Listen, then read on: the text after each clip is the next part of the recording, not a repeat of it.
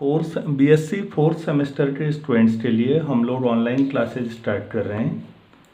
Real analysis के इस paper में आपका जो पहला चैप्टर होगा वो कंटिन्यूटी और डिफरेंशिएबिलिटी पर होगा। हम लोगों ने इन दोनों कॉन्सेप्ट्स को बीएससी फर्स्ट ईयर में डिफरेंशियल कैलकुलस में भी पढ़ा है। यहाँ पर हम इनको थोड़ा डिटेल में पढ़ेंगे और कुछ थ्योरम्स भी करेंगे। तो सबसे पहले कुछ चीज़ें हमने जो पहले पढ़ी हैं उन्हें रिवाइज कर लेते हैं। हम लोग कंटिन्यूटी की किसी एक पॉइंट पर डेफिनेशन को रिवाइज करते हैं। सपोज ये रियल लाइन है और इस रियल लाइन पर कोई पॉइंट ए, तो इस पॉइंट पर कंटिन्यूटी का मतलब है limit x tends to a f(x) equal to fa। इस लेफ्ट हैंड साइड की वैल्यू को लिमिटिंग वैल्यू कहते हैं और राइट हैंड साइड वैल्यू को फंक्शनल वैल्यू। इसका मतलब है किसी पॉइंट पर अगर लिमिटिंग वैल्यू और फंक्शनल वैल्यू बराबर हो जाती हैं तो उस पॉइंट पर फंक्शन कंटिन्यूअस होता है। इस डेफिनेशन को थोड़ा सा और एक्सप्लोर करते हैं। हम किसी पॉइंट ए पर रियल लाइन पर दो तरफ से जा सकते हैं, या तो आप लेफ्ट हैंड साइड से जा सकते हैं या राइट हैंड साइड से।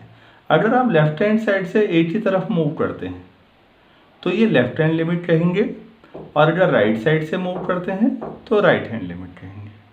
हम लोग लेफ्ट हैंड लिमिट को थोड़ा डिस्कस करते हैं। अगर आप लेफ्ट साइड से ए पर पहुंचने वाले हैं, तो पहुंचने वाले हैं, अभी पहुंचे नहीं हैं, तो सपोज x जो है a माइनस एच पर है। जब x a की तरफ जाएगा तो h टेंडिंग टू 0 होगा, h पॉजिटिव लिया गया है। So left hand limit equal to limit, यहाँ पर आप देखिए x जब a की तरफ जाएगा तो जो h होगा वो 0 की तरफ जाएगा। ऐसा भी कह सकते हैं कि h 0 की तरफ तब जाएगा जब x a की तरफ जाएगा। इसका मतलब है जहाँ पर आप ये x टेंडिंग टू a लिखते हैं वहाँ पर आप h टेंडिंग टू 0 भी लिख सकते हैं। तो h टेंडिंग टू 0 f और h की जगह पर a माइनस एच, ये आपके पास लेफ्ट हैंड लिमिट है। और राइट हैंड लिमिट में आप x की जगह पर a प्लस एच रख दीजिए। जब x a की तरफ जा रहा हो तो h टेंडिंग टू 0 हो जाएगा। तो राइट हैंड लिमिट आपके पास हो जाएगी limit h tending to 0 f of a plus H. तो जो आपने डेफिनेशन ऊपर पढ़ी है उसी को हम दोबारा अगर देखें, सो a function y equal to f(x) is continuous at x equal to a if limit x tending to a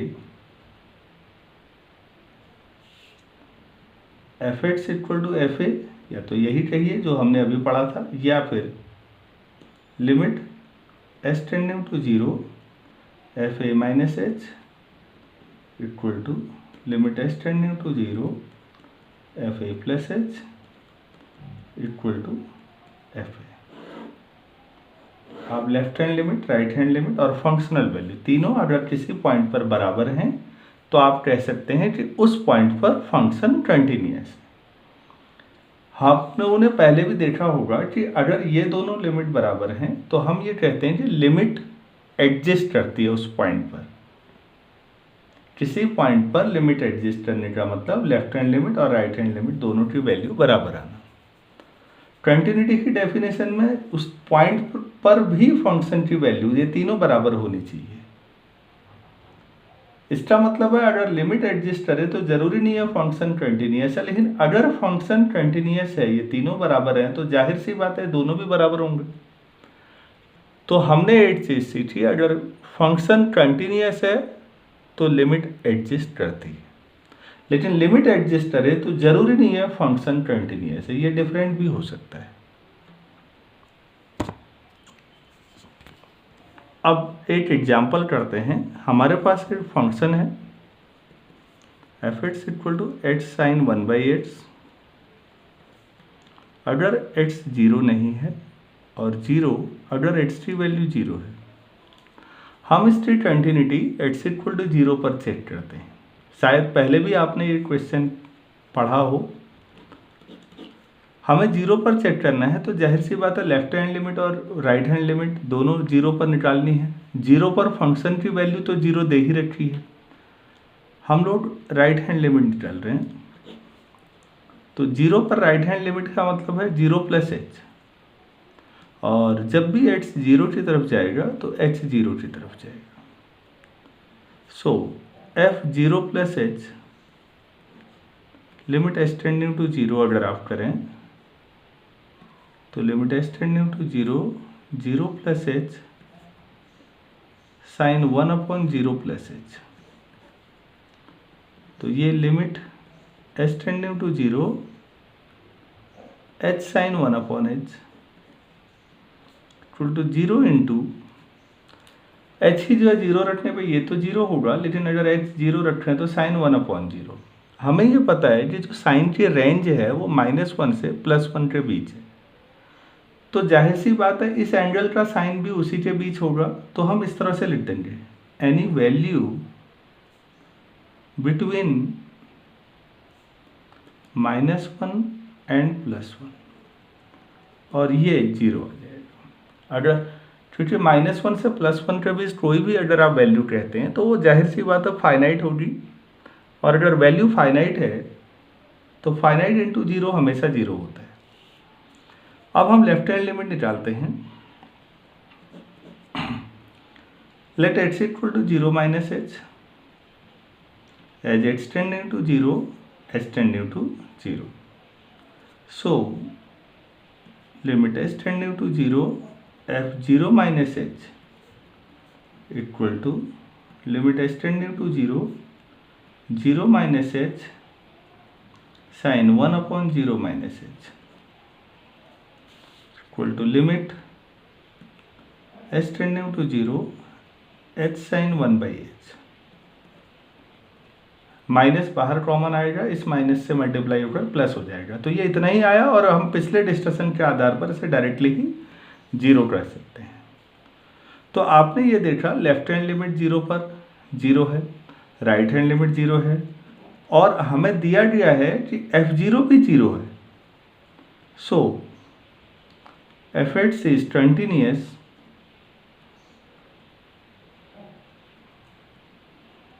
eight x equal to 0। तो इस सवाल में हमने सीखा कि ये फंक्शन 0 पर कंटिन्यूअस है। आप देखिए अगर ये वैल्यू 0 की जगह कुछ और दे दी जाती तो फंक्शन कंटिन्यूअस नहीं होता। हम अब एक दूसरा क्वेश्चन करते हैं। अगर फंक्शन साइन 1/x दे दिया जाए और कहा जाए कि 0 पर इसकी कंटिन्यूटी चेक करनी है, तो आप राइट हैंड लिमिट या लेफ्ट हैंड लिमिट जब भी लेंगे तो वहां पर आपको ऐसा मिलेगा।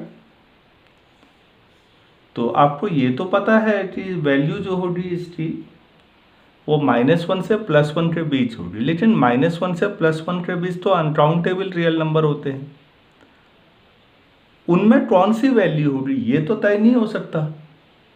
तो इसलिए अगर मैं इसमें सीधे ही 0 पर आपसे कहूँ कि इसकी कंटिन्यूटी चेक करिए, तो आप देखिए जब आप राइट हैंड लिमिट लेंगे 0 पर, limit h tending to 0 sine 1/h, तो ये लिमिट एग्जिस्ट नहीं करती। आप ये लिखेंगे लिमिट डज नॉट एग्जिस्ट। क्यों एग्जिस्ट नहीं करती? क्योंकि ये वैल्यू -1 और +1 के बीच तो है, लेकिन -1 +1 के बीच क्या है ये तो तय नहीं है।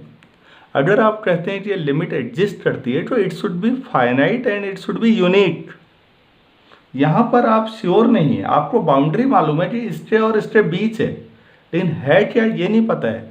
तो ऐसी स्थिति में आप कहेंगे ये लिमिट एग्जिस्ट नहीं करती, तो ये फंक्शन 0 पर कंटिन्यूअस नहीं है।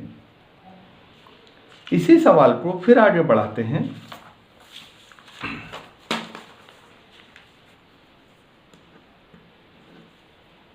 अब ये क्वेश्चन इस तरह से है, x to the power n sine 1/x 0 x equal to 0। Question है for which value of n belongs to real number, fx is continuous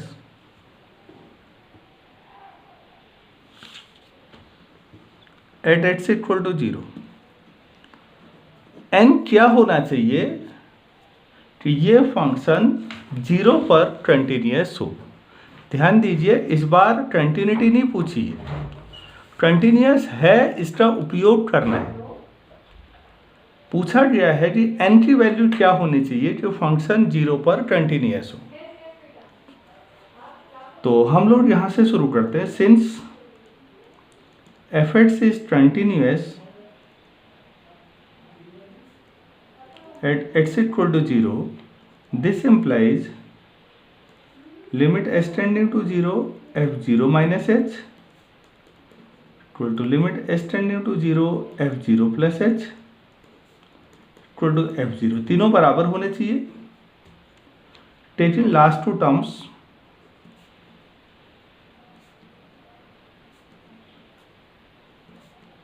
we get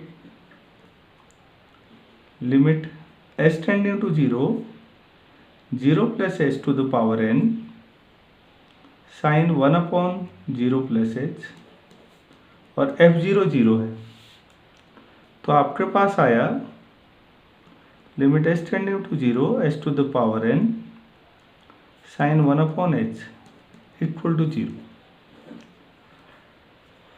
देखिए यहाँ पर तीन सिचुएशन हो सकती हैं।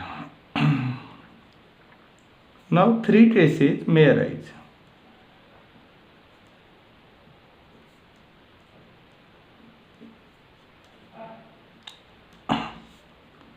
अगर आप h इक्वल टू 0 मान लें, सॉरी n इक्वल टू 0 मान लें, अगर आप n को 0 मानते हैं then h to the power n तो 1 हो जाएगा। तो फिर आप ये देखेंगे कि ये जो लिमिट का क्वेश्चन है आपका केवल इतना में रिड्यूस हो जाएगा साइन 1/h, और आपने पहले ही पढ़ा है ये लिमिट एग्जिस्ट नहीं करती। इसका मतलब है अगर n 0 होता है तो ये कंटिन्यूस नहीं है, क्योंकि ये लिमिट ही एग्जिस्ट नहीं करेगी 0 पर, तो इसका मतलब n 0 नहीं हो सकता। दूसरा केस लेते हैं, अगर n लेस देन 0 ले लें नेगेटिव से n equal to minus m, जो m होगा वो पॉजिटिव रियल नंबर है। प्लीज़ ध्यान दीजिए नेगेटिव रियल नंबर कैसे लिखते हैं। n 0 से छोटा है तो n नेगेटिव है, नेगेटिव लिखने का तरीका है माइनस टाइम्स m पॉजिटिव है। अगर m पॉजिटिव है तो जाहिर सी बात है माइनस m नेगेटिव है। सो अब आप इक्वेशन 2 के हिसाब से देखिए, लिमिट s टेंडिंग टू 0 आपके पास s to the power minus m sine 1/h equal to 0,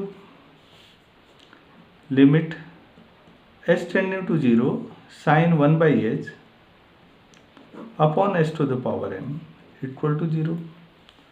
अब आप देखिए यहाँ पर एक वैल्यू है -1 से +1 के बीच और नीचे 0 है, h 0 पे जाएगा तो ये डिनोमिनेटर 0 हो जाएगा। डिनोमिनेटर 0 होता है तो 0 से डिवाइड पॉसिबल नहीं है, ये लिमिट एग्जिस्ट नहीं करेगी। मैं दोबारा बोल रहा हूँ, अगर h 0 को जाएगा तो डिनोमिनेटर 0 हो जाएगा, क्योंकि 0 की पावर m तो पॉजिटिव है, तो 0 की पावर पॉजिटिव 0 होता है, और नीचे 0 होने पर आप समझ सकते हैं, और ऊपर है -1 से +1 के बीच कोई नंबर, तो ये लिमिट 0 तो नहीं हो सकती। इसलिए n नेगेटिव भी नहीं हो सकता, n 0 भी नहीं हो पा रहा था। अब हम तीसरा केस करते हैं, अगर n पॉजिटिव ले लें then limit s tending to 0 s to the power n sine 1/h, आप इसको 0 इंटू और वैल्यू बिटवीन -1 एंड +1, तो जाहिर सी बात है 0 होगा, तो यही आंसर भी है। इसका मतलब ये लिमिट तब एग्जिस्ट कर रही है जब n पॉजिटिव है।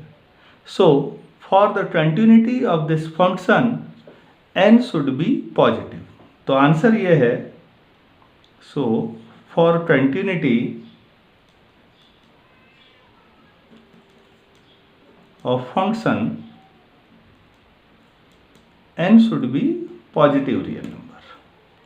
किसी भी पॉजिटिव कोई भी रियल नंबर होगा अगर n, तो ये फंक्शन कंटिन्यूअस है, अदरवाइज 0 पर कंटिन्यूअस नहीं है। इसे ध्यान से देखिएगा, इसी पर आधारित एक क्वेश्चन हम डिफरेंशिएबिलिटी में भी पढ़ेंगे, और ये क्वेश्चन यूजीसी CSIR नेट में भी पूछा जा चुका है। फंक्शन कब कंटिन्यूअस होगा, इस तरह का।